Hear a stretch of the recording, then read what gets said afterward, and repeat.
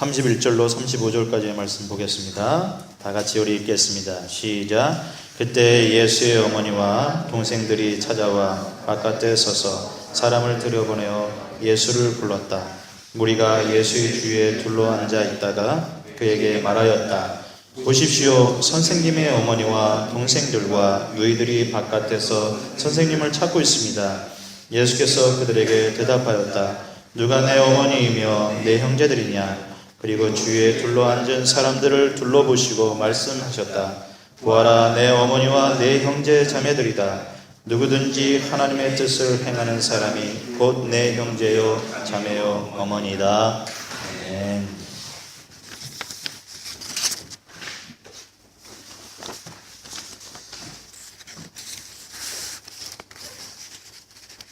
다시 한번 기도하겠습니다.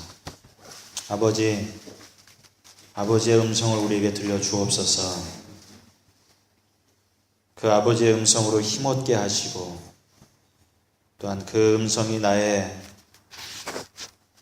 삶의 지표가 되게 해주셔서 이 험한 세상 또한 아버지의 망망대해 같은 아버지의 세상에서 길을 찾게 해주시고 빛을 얻게 해주시옵소서. 나에게 떨어지는 말씀을 순종하는 마음 갖게 해주시고 이것이 남의 얘기가 아니라 나에게 하시는 하나님의 음성임을 듣게 해 주시옵소서. 저는 말씀을 잘 섬기는 종이 되게 하여서 우리 성도들에게 시시때때마다 귀한 꼴을 먹이는 주님처럼 닮은 목사가 되게 해 주옵소서. 감사드리며 모든 말씀 예수 그리스도를 받들어 기도를 쌓옵나이다. 아멘. 교회에 처음 오신 분들이 낯설게 느끼는 것들이 많이 있죠. 무엇이 그런 것들일까요? 무엇이? 저 문을 좀 닫아 주셔야 되겠네요. 어떤 용어가 그런 것들 같아요. 즉 쓰는 말, 예를 들면 어떤 말이 있을까요? 중생이나 born again, 거듭남, 예수님 이런 얘기들. 그러니까 예수님 때나 지금이나 생소한 말인 것 같습니다. 교회가 익숙하지 않으신 분들은 이런 말을 쓰는 것 자체를 어려워하시죠. 그래서 저희 교회는 이제 새번역 성경을 쓰는 이유가 거기에 있는 것입니다. 교회 나오신 지 얼마 되지 않은 분들도 거부감 없이 받아들일 수 있는 말들로 하나님의 말씀을 듣도록 그리고 신앙을 설명하고 있기 때문에 이 새번역 성경을 우리가 쓰고 있는 이유이기도 합니다. 이렇게 생소한 말들 중 하나를 더 들어보라고 한다면 바로 형제 자매인 것 같습니다. 형제 자매. 한번 옆에 보세요. 이분이 여러분의 형제요 자매인 것처럼 보여지십니까? 무슨 근거로 그런 자신감을 갖고 계십니까? 여러분들이 혈육이 아니지 않습니까? 이 말이 참 생뚱맞은 말입니다. 처음 본 사람에게 형제님, 자매님 그러면 참 이상하게 여깁니다. 이상하게 여겨질 수 있는 말을 우리는 왜 이토록 자유롭게 자연스럽게 씁니까? 왜 우리는 서로를 형제님, 자매님 그럽니까?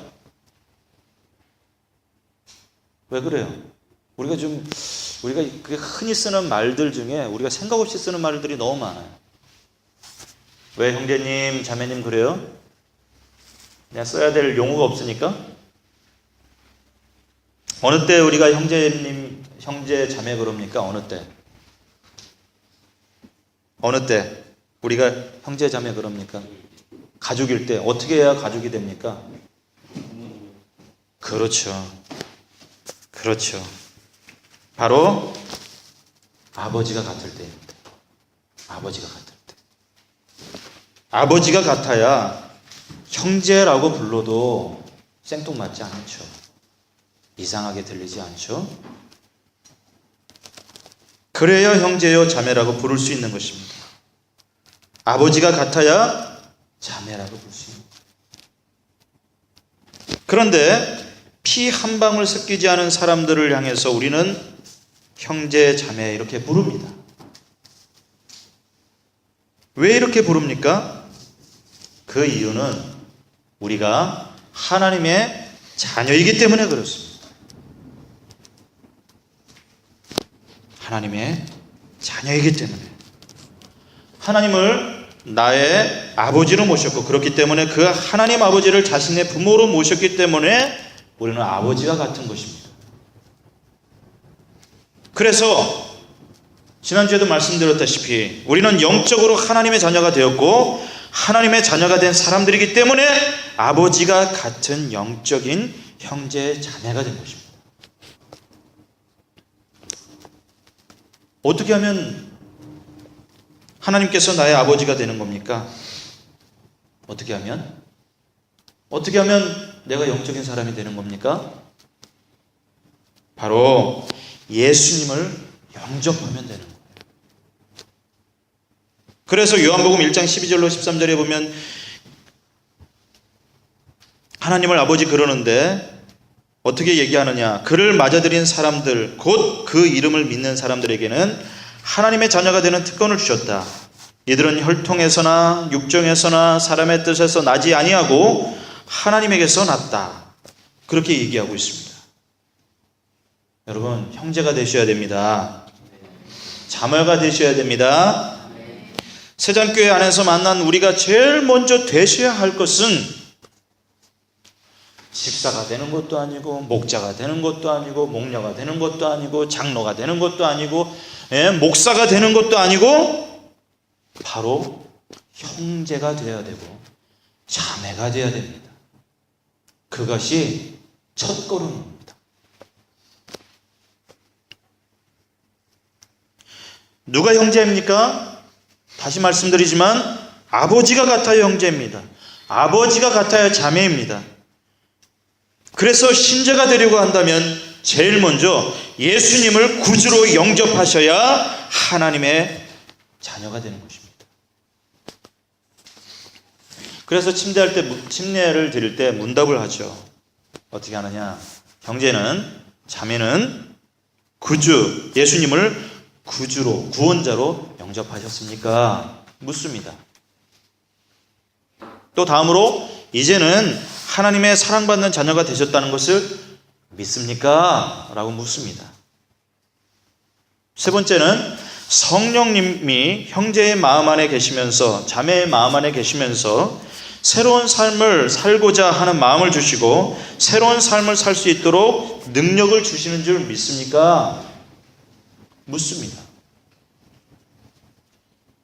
네 번째는 예수님을 영접하셨기 때문에 만약 오늘 세상을 떠난다 할지라도 천국에 갈 줄 믿습니까? 그렇게 물어봅니다. 이 네 가지 질문을 다 아멘, 아멘, 아멘, 아멘 믿습니다 라고 하면 그때 침례를 드리는 거예요. 사랑하는 세장교회 성도 여러분, 교회를 출석하신다고 해서 다 교인이 되는 거 아닙니다. 성도가 되는 거 아닙니다. 예수님을 구주로 영접하셔야 됩니다.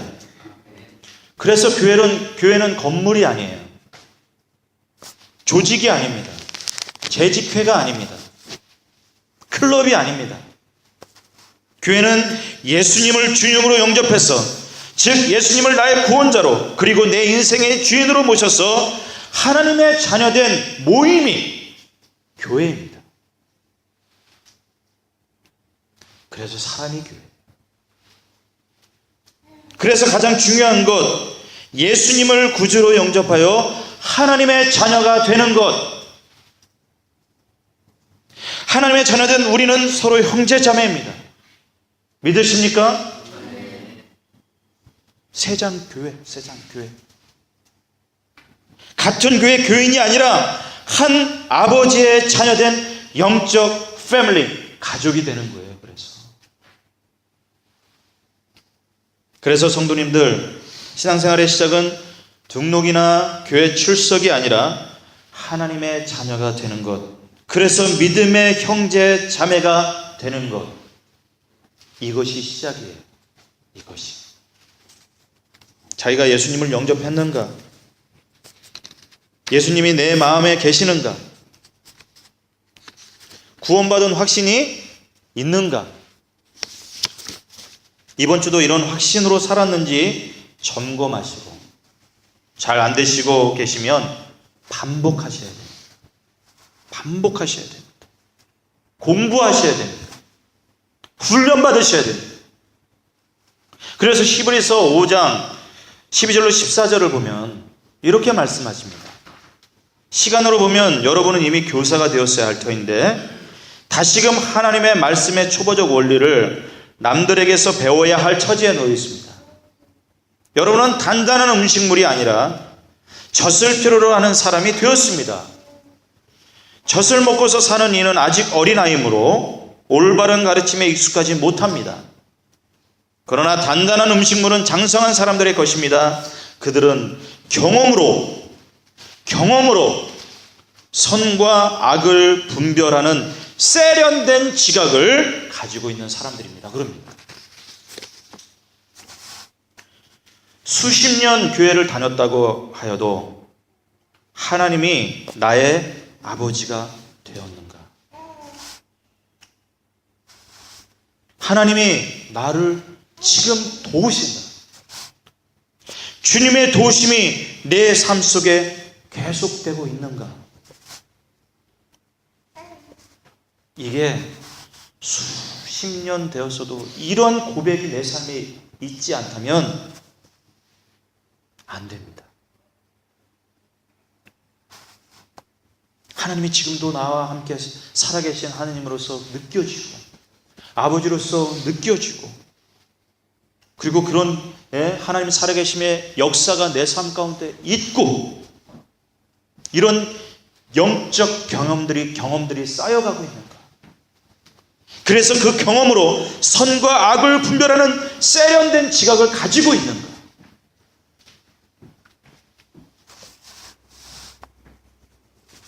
오늘 말씀을 보면요, 예수님께서 이런 말씀을 하십니다. 마가복음 3장 33절로 35절에 예수께서 그들에게 대답하셨다. 누가 내 어머니이며 내 형제들이냐? 그리고 주위에 둘러앉은 사람들을 둘러보시고 말씀하셨다. 보아라, 내 어머니와 내 형제 자매들이다. 누구든지 하나님의 뜻을 행하는 사람이 곧 내 형제요 자매요 어머니다. 이렇게 얘기하고 계세요. 예수님의 말씀은 혈연 이상으로 귀중한 영적으로 묶여진 것이 있는데 그것이 영적 가족이 있다는 것이에요. 그렇다고 오해는 마세요. 제가 혈연은 중요하지 않습니다라고 말하는 거 아니지 않습니까? 아, 예수님이 혈연은 중요하지 않다라고 말씀하셨어. 그런 얘기 주님께서 말씀하신 적이 없습니다. 오히려 예수님은 마태복음 15장 1절로 9절로 보면 하나님을 믿으면서 신앙생활을 핑계로 부모 경경을 하지 않는 바리새파 사람들과 율법학자들을 꾸짖으셨어요. 눈에 보이는 부모를 잘 못 섬기면서 어떻게 눈에 보이지 않는 하나님을 섬길 수 있겠냐, 이렇게도 말씀하셨어요. 요한복음 19장 25절에서부터 27절을 보면 십자가 위에서도 어머니 마리아를 사도 요한에게 부탁한다고, 죽는 그 순간까지도 자기를 낳아준 그 어머니, 육신의 어머니를 잊지 않았어요. 그래서 요즘 신천지 같은 보면은 어머니도 몰라보고 아버지도 몰라보고 관계 다 끊어버리고, 이거 이단들이 하는 거예요. 신앙생활 잘하면 부모와의 관계가 좋아집니다. 신앙생활 잘하면 주변 사람들과의 관계가 좋아집니다. 부모도 모르고 형제도 모르고 살아가는 삶이라고 한다면 그거 제대로 신앙생활하고 있지 않은 겁니다.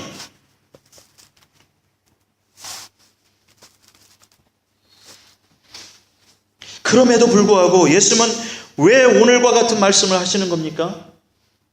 예수께서 그들에게 대답하셨다. 누가 내 어머니며 내 형제들이냐? 그리고 주위에 둘러보신 다음에 말씀하시죠. 보아라, 내 어머니와 내 형제 자매들이다. 누구든지 하나님의 뜻을 행하는 사람이 곧 내 형제여 자매여 어머니다. 이렇게 말씀하신 이유가 뭘까요? 그렇게 혈연도 중요한 관계이다 말씀하시면서 왜 여기에서는 그렇게 말씀하시는 걸까요? 이렇게 말씀하시는 이유는 사랑 안에서 하나가 된 믿음의 공동체를 예수님은 꿈꾸고 계셨기 때문에 그렇습니다. 사랑 안에서 하나가 된 믿음의 공동체. 사랑 안에서 하나가 된 믿음의 공동체. 한번 따라해 보실까요? 사랑 안에서 하나가 된 믿음의 공동체. 사람은 누구든지 자신이 믿는 대로 살아갑니다. 믿는 대로 살아갑니다. 자신이 믿는 것 이상으로는 살 수가 없습니다. 그런데 그 사람의 믿음은 무엇이 결정합니까? 그가 알고 있는 지식이 그 믿음을 결정합니다. 왜 우리가 교회로 모여 있습니까? 교회 공동체로 부르신 이유가 무엇입니까? 하나님을 배우기 위해서요. 그 하나님의 성품을 담고 그 성품이 내 삶 가운데 나타내게 하기 위한 훈련을 받기 위해서요. 하나님을 체험하기 위해서입니다. 하나님을 배우지 않고 체험하지 않고 다른 것에 목표를 두면 신앙은 변질되게 되어 있습니다. 그래서 그 사람의 교회를 몇 년 다니는가가 중요하지 않습니다. 모태신앙으로 시작했는가 그 중요하지 않습니다. 저는 주일학교 다녔는데요, 중요하지 않습니다. 학생부 열심히 했는데 중요하지 않습니다. 청년회 때 회장이었는데 중요하지 않습니다. 내가 지금 하나님을 배우고 있느냐, 하나님을 체험하고 있느냐, 경험하고 있느냐, 지금 그 일이 일어나고 있느냐, 무슨 직분을 가지고 신앙생활하고 있느냐가 중요하지 않습니다. 어떤 삶을 살고 있는가가 중요합니다. 그런데 종종 보면 신앙생활은 옳은 사람이 되어야 하는데, 예수님을 닮은 삶을 살아가야 되는데, 신앙생활 2년, 3년만 지나면 눈치가 만해집니다. 그래서 옳은 것처럼 보여지는 행위, 자기 변장 기술이 늘어가기 시작해요. 그래서 예수님께서 바리새인을 보면서 외식하는 자라고 책망하신 거예요. 외식하는 자. 신앙이 이렇게 되면 신앙생활이 더 이상 기쁘지 않습니다. 활력을 잃습니다. 능력을 잃습니다. 신앙생활의 활력은 우리 안에 거하시는 예수님을 아는 것으로부터 옵니다. 먼저 우리 죄를 대신 지시고 십자가에 죽으시고 부활하시고 영광을 받으신 주님께서 자신을 우리에게 주셨습니다. 부활하신 주님을 우리 안에 모신 것과 구원을 받는 것, 그것은 뗄래야 뗄 수 없는 일입니다. 그래서 우리는 예수님과 연합되어 있는 겁니다. 연합되어 있는 겁니다. 연합이 뭡니까? 혼합하고 연합의 차이가 뭡니까? 혼합은 구분해낼 수 있어요. 연합은 구분해낼 수가 없어요.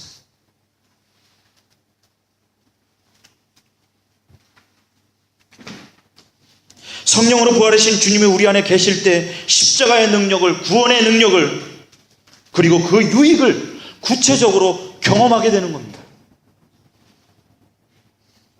이런 경험들이 있어야 신앙이 메마르지 않습니다. 드라이 되지 않아요. 그런데 이런 경험들을 어디에서 하게 하십니까? 이런 경험들을 어디에서 하게 하시나요?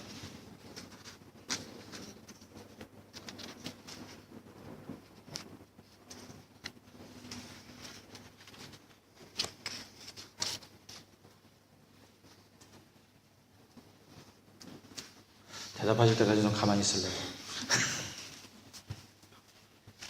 바로 바로 네?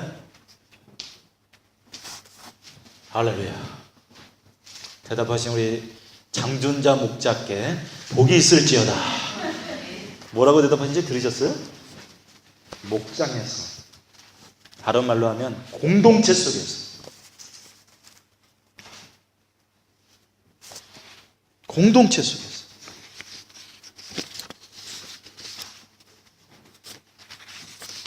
이런 경험들이 공동체 속에서 나타나는 것입니다.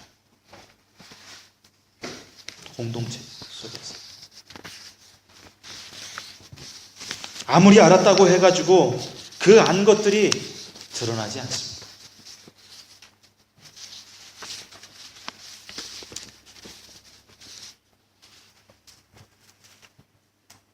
우리가 교회 생활이 은혜롭고 재미있고 또한 그 속에서 능력을 맛보게 되는 것은 공동체 안에서 이루어지는 일입니다. 나 혼자 돼서는 절대 그런 일은 일어나지 않습니다.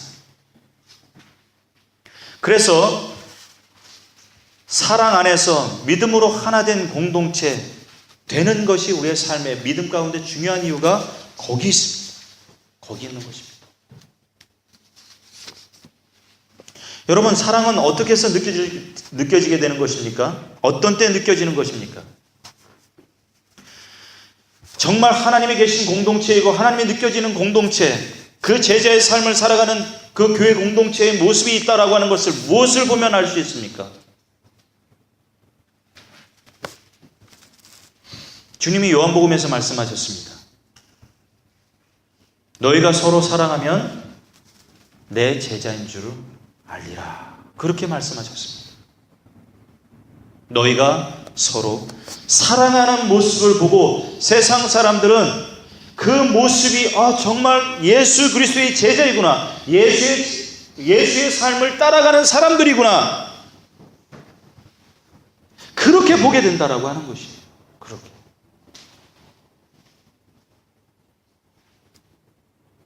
그 사랑의 모습이 우리 안에 보여지고 있는 거예요. 그 사랑이 우리 안에서 펼쳐지고 있을 때, 느껴지고 있을 때, 나누어지고 있을 때, 그곳은 곧 뭐가 되냐면 천국이 되는 것입니다. 하나님의 자녀가 모여지는 공동체. 하나님은 영이신 분이시죠. 하나님은 영이시다. 무슨 말입니까? 하나님의 눈에 보이신다는 얘기예요? 안 보이신다는 얘기예요? 안 보이신다는 얘기예요. 이미 성경에서 얘기했어요. 그러면 목사님은 저한테 와가지고, 목사님, 하나님 보여주시면 제가 믿겠습니다. 이 질문이 옳은 질문이에요? 안 옳은 질문이에요? 옳지 않은 질문이죠. 하나님은 이미 나는 눈에 안 보인다 얘기했는데 보여달라니. 대신 그 하나님을 보여주시기 위해서 누굴 보내셨습니까? 예수님 보내셨어요. 나를 못 보니까 이 예수를 보고 나를 알아라 말씀해 주신 거예요. 그래서 왜 우리가 자꾸 예수님을 본받아야 됩니다, 예수님을 삶을 따라가는 제자가 되어야 됩니다 라고 말씀드리느냐? 그게 하나님 닮는 거기 때문에 그런 거예요. 그 하나님의 특징, 사랑입니다. 사랑. 그 사랑이 우리 안에서 계속되고 있고 반복되고 있는 거예요. 느껴지고 있는 거예요. 그 하나님은 사랑이신 분이고 용서가 많으신 분이고 용납하시는 분이시고 그러신 분이신데, 그런 하나님이 가정에 계시면 그 가정이 뭐가 되겠습니까? 가정이 뭐가 되겠습니까? 천국이 되죠. 그 하나님이 교회에 임하시면 그곳은 뭐가 되겠습니까? 천국이 되는 것입니다.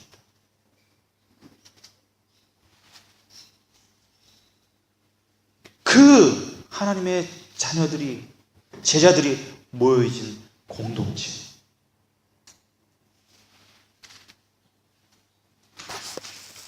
그래서 사랑으로 하나가 된 것을 힘써 지키라고 사도 바울이 얘기해 주고 있습니다. 저는 어제 목장fun과 목자 임명을 하면서 너무 감사했습니다. 너무 행복했습니다. 천국 같았습니다. 그리고 가정교회 한 3년 되면 목녀들한테 목사들이 배울 게 있다고 얘기하더라고요. 근데 많이 배웠습니다.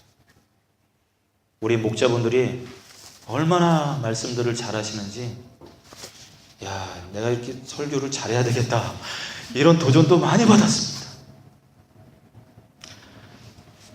설교도 좋았고, 권면도 좋았고, 축복의 얘기도 좋았고, 헌금기도 사회 다 좋았습니다. 다 좋았는데 그 중에서도 어떤 분의 얘기가 제 마음에 남았는데, 다 남았는데 그 중에 하나가 뭐냐면, 오랫동안 이분이 목회자의 삶들을 바라왔던 분입니다. 사실 우리 장사모님이 목자가 되셨는데 그 전까지 후배 목사 밀어주시려고 그냥 이렇게 꼼짝 않고 있었던 부분이 없지 않아 있었습니다. 근데 성도들이 그것들을 다 보았더라고요. 전임 목회자, 후임 목회자 사이의 관계, 그 텐션, 긴장, 그러면서 어떻게 그 긴장과 그 텐션을 그리스도 안에서 잘 풀어내는가, 그런 것들을 저한테 얘기도 없이 매 눈으로 살펴보고들이 있었어요. 제가 어제 보니까 제가 우리 성도님들 착한 줄 알았습니다. 근데 착한 건 맞습니다. 근데 순진하진 않았습니다. 그냥 속아 넘어가는 분들이 아니에요. 보니까 가만히 보면서 목사님들이 어떻게 하나 다 봤던 거예요. 근데 마음에 들으셨나 봅니다.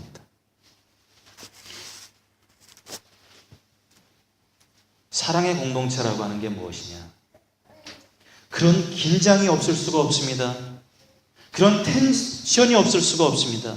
그러나 그 긴장과 텐션 속에서도 어떻게 그 관계를 이끌어 나가느냐, 세워가느냐, 만들어가느냐, 그 차이에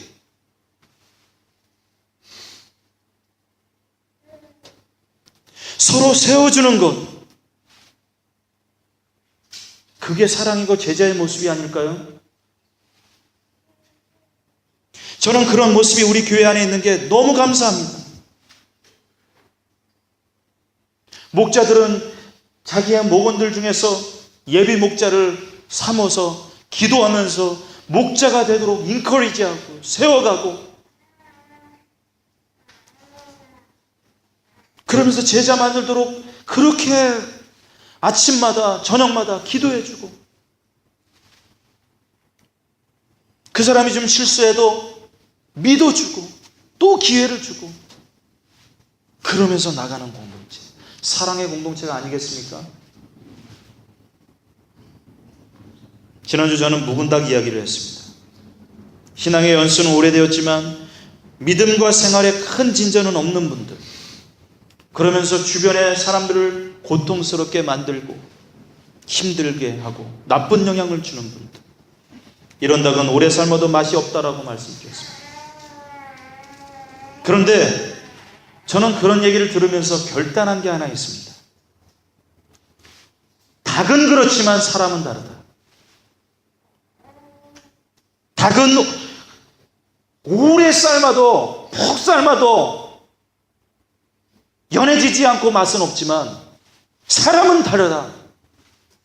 사람은 사랑에 푹 담고 푹 살면 달라진다. 저는 그렇게 믿었어요.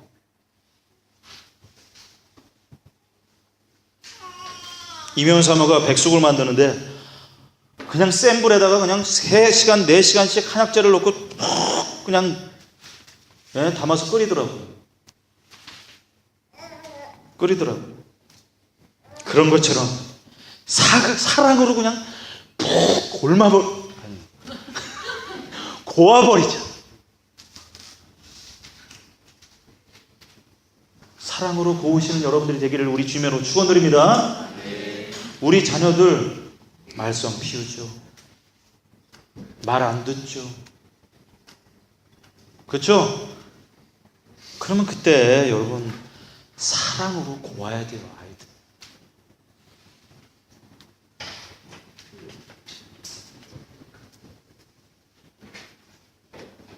그 사랑으로 고운다라고 하는 것이 무엇이냐? 제자가 되도록 말씀 훈련으로 돕고, 그리고 그러한 훈련한 말씀을 실제로 적용해 볼 수 있는 새로운 장을 드리고, 그런 기회를 주고 그러는 거예요. 사랑하는 새장교회 성도 여러분, 그래서 우리 교회 이름이 새로운 장을 여는 교회, 줄여서 새장입니다. 자꾸 장을 드리는 거예요. 제자의 삶을 훈련할 수 있는 장을 줘야 되는 거예요. 사람을 세우며 새로운 장을 열어가는 것, 이것이 나의 꿈이 아니라 예수님의 꿈이었습니다. 그런 사랑으로 인해서 믿음으로 하나 된 공동체의 그 꿈이 예수님의 꿈이었습니다. 이러한 새로운 공동체, 하나님의 말씀을 이루어가는 새로운 공동체, 이것을 이루어가는 사람들이, 그러한 뜻을 받들어서 삶을 살아가는 사람들, 예수님은 그 사람들이 나의 형제여 자매다 이렇게 말씀하신 거예요.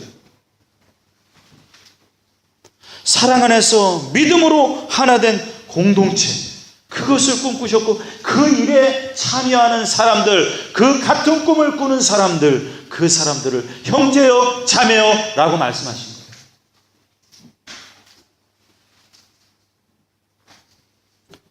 사랑하는 새장교회 성도 여러분, 신앙생활은 단계가 있습니다. 제자는 하루아침에 이루어지는 것이 아닙니다. 신앙생활은 습관과의 싸움입니다. 몰라서 못하는 것이 아닙니다. 알고 있습니다. 잘 압니다. 오래 믿었는데 삶이 바뀌지 않는 분들 보면 명확해집니다. 지식이 문제가 아니고, 아는 것이 문제가 아니고 능력의 문제라고 하는 것입니다. 능력의 문제. 몰라서 못하는 것 아닙니다. 아는데도 안 됩니다. 왜 그렇습니까? 능력이 없어서 그렇습니다. 능력이 없어서. 여러분, 신앙생활 3년쯤 되면 뭐가 옳고 뭐가 그른지 이제는 알게 돼요.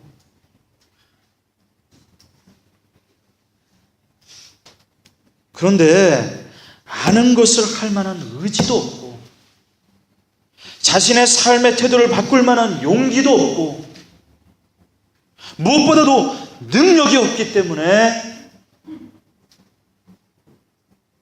자꾸 자신을 꾸미는 거예요.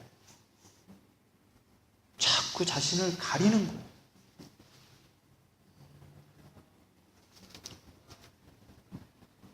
한마디로 능력이 없는 거예요. 예수님 주위에 있는 바리새인들이나 이스라엘 백성들은 하나님의 법을 몰라서도 아니었습니다. 그 법대로 살면 좋은 것을 몰랐던 것도 아니었습니다. 다만 자신이 능력이 없었기 때문에 능력이 있는 것처럼 꾸미는 것에 능수능란해졌던 것뿐이에요. 그래서 남에게 이것 하라 저것 하라 얘기하면 그 사람들을 얘기하면서 내가 그런 것처럼 되는 줄로 착각하는 거예요. 그래서 저나 리더십에 있는 분들, 목자, 목녀분들 조심하셔야 됩니다. 이것 하라 저것 하라 얘기하는 것이 능력이 아니고, 내가 정말 그러한 삶을 살아가고 있는가, 그게 능력입니다.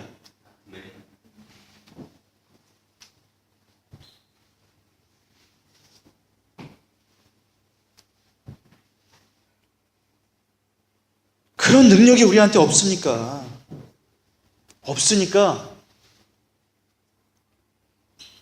실패하는 거예요. 실패하면 이제는 내가 도움을 좀 받아야 되겠다 생각들을 하셔야 되는 게 상식입니다. 그렇게 살아온 삶이 문제가 있었구나, 내한테 능력이 없구나, 그것이 인정되었으면 도움을 구해야 되는 거예요. 근데 그 도움이 어디서 옵니까? 그 도움이요, 우리 하나님께서 말씀하셨어요. 이스라엘 백성이 약속을 줬는데 지키지도 못하고, 지키면 좋은 것이 있다라고 알면서도 불구하고, 하나님이 보이고 체험했는데도 불구하고, 보고 있으면서도 하나님을 불평하고 살아가지 않습니까? 그렇더니 이제는 그 약속, 그 언약의 말씀을 돌파나 새기지 아니하고 심령에 새기겠다라고 말씀하셨어요. 이게 무슨 얘기입니까? 예수님을 믿는 사람들에게는 성령 하나님을 허락해 주셔서 그 하나님의 말씀을 따르고 살게끔 하는 마음도 생기게 하고, 그리고 그럴 능력도 주시겠다라고 얘기하는 것입니다. 어디서부터 온다고요? 예수님을 믿으면서 오는 거예요.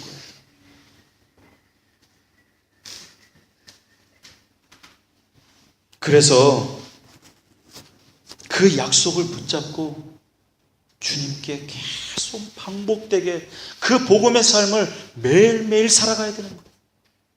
예수 영접 모임 한 번 듣고 끝난 게 아닙니다. 날마다의 삶 가운데서 예수가 나의 구세주시고 나의 주인이라고 하는 것을 매일매일의 삶 가운데서 고백하며 살아가야 돼요. 복음을 남한테만 증거해야 되는 것이 아니라 내 스스로에게도 증거하며 살아가야 되는 삶을 우리가 살아가야 되는 이유가 거기 있는 것입니다.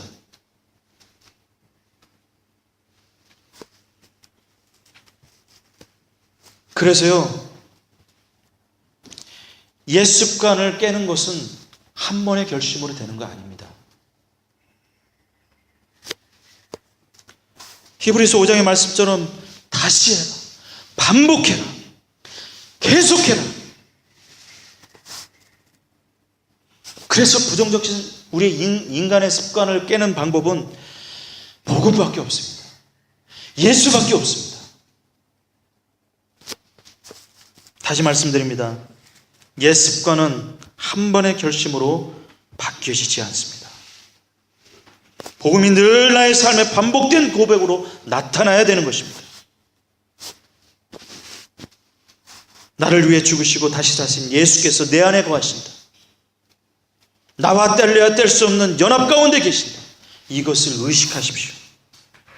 이것을 고백하십시오. 목장 모임 때, 교회 예배 때, 여러분이 개인적으로 기도하는 기도 처소에서 계속 반복하셔야 됩니다. 그래서 뼛속 깊이 그것이 스며질 때까지, 뼛속 깊이 스며들어서 더 이상 그것을 생각하지 않아도 자연스럽게 나타날 때까지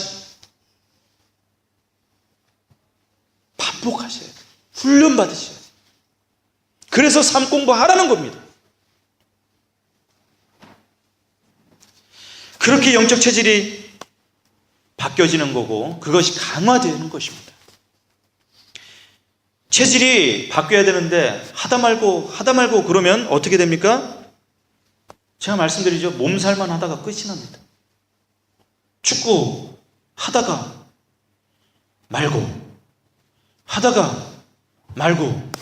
그러면 월요일 날에는 다리가 알통이 생기고, 그리고 주일날 올 때쯤 되면 알통이 없어집니다. 근데 그렇게 계속 하다 보면 맨 처음에는 근육통이 생기다가 그 다음에는 괜찮네, 할만하네, 그러면서 체력이 올라가는데, 하다가 말고 한 달 있다가 또 하면 또 알통이 생기고, 그리고 그냥 맨날 근육통에 시달리다가 그러고 살아가는 거예요. 그러니 꾸준하게 하십시오. 꾸준하게. 예배도 드리다 안 드리고, 기도도 하다가 말고, 목장 모임도 참여하다가 말고, 그러다 보면 신앙생활 몸살하다가 끝나요. 그런 분들의 특징, 신앙생활 힘들다, 꼭 이렇게 해야 되나? 부흥회 다녀온들 보면 압니다. 며칠 동안 받은 은혜로 살아갑니다. 근데 그 후에 보면 부흥회 다녀오시기 전에 삶과 똑같아집니다. 똑같아져요. 그러고서는 부부싸움 한 번 하고 나면 내 믿음이 없나 보다. 구원 안 받았나 보다. 이렇게 생각합니다. 그래서 이러한 영적 삶의 능력을 받기 위해서 우리가 기도하는 것입니다. 반복해서 기도의 자리로 나가는 것입니다. 하나님의 능력을 공급받는 길, 기도하라. 기도의 훈련을 해야 합니다. 그래서 교회에서 하는 훈련 프로그램 자꾸 참여하십시오. 그렇기 때문에 삶 공부 참여하셔야 됩니다. 뭘 좀 아셔야 돼요. 하나님이 누구신지. 그리고 그렇게 쌓여진 지식을 가지고 실행해 보셔야 됩니다. 내 힘으로는 안 되니까 하나님께 그 능력을 달라고, 그 능력을 공급해 달라고 기도해야지 비로소 조금 우리가 좀 하나님 체험하는 삶을 살아가는 거예요. 그래서 에베소 4장 11절로 13절에 보면 그분이 어떤 사람은 사도로, 어떤 사람은 예언자로, 어떤 사람은 복음 전도자로, 또 어떤 사람은 목사와 교사로 삼으셨습니다. 그것은 성도들을 주필시켜서 봉사의 일을 하게 하고, 여러 바꿔야 봉사의 일을 하게 하여 그리스도의 몸을 세우게 하려고 하는 것입니다. 그리하여 우리 모두가 하나님의 아들을 믿는 일과 아는 일에 하나가 되고 온전한 사람이 되어서 그리스도의 충만하심의 경지에까지 다다르게 됩니다. 그럽니다. 말씀을 정리하겠습니다. 예수님은요, 새로운 공동체를 꿈꾸셨습니다. 사랑 안에서 믿음으로 하나 된 공동체. 그게 뭐냐면요, 하나님의 나라예요. The Kingdom of God. 이러한 비전에 동참하는 사람들, 예수님께서 나의 형제요 나의 자매라고 말씀해 주셨습니다. 예수님을 내 인생의 구원자요 주인으로 모시고 살아가는 사람들은 하나님의 자녀가 됩니다. 하나님의 자녀들은 같은 꿈을 꿉니다. 같은 비전을 갖습니다. 바로 사랑 안에서 믿음으로 하나 된 공동체입니다. 이것을 이루기 위해서 헌신한 사람들, 에베소서 4장 11절부터 제가 말씀드린 그 말씀처럼 형제요 자매가 됩니다. 하나님의 아들을 믿는 일과 아는 일에 하나가 되고 온전한 사람이 되어 그리스도의 충만하심의 경지에 다다르게 됩니다. 그런 분들이, 이런 세장교회 성도님들이 되어지기를, 사랑 안에서 믿음으로 하나 된 공동체가 되어지는, 더 되어지는 우리 세장교회 여러분들이 되어지기를 우리 주님으로 축원드립니다.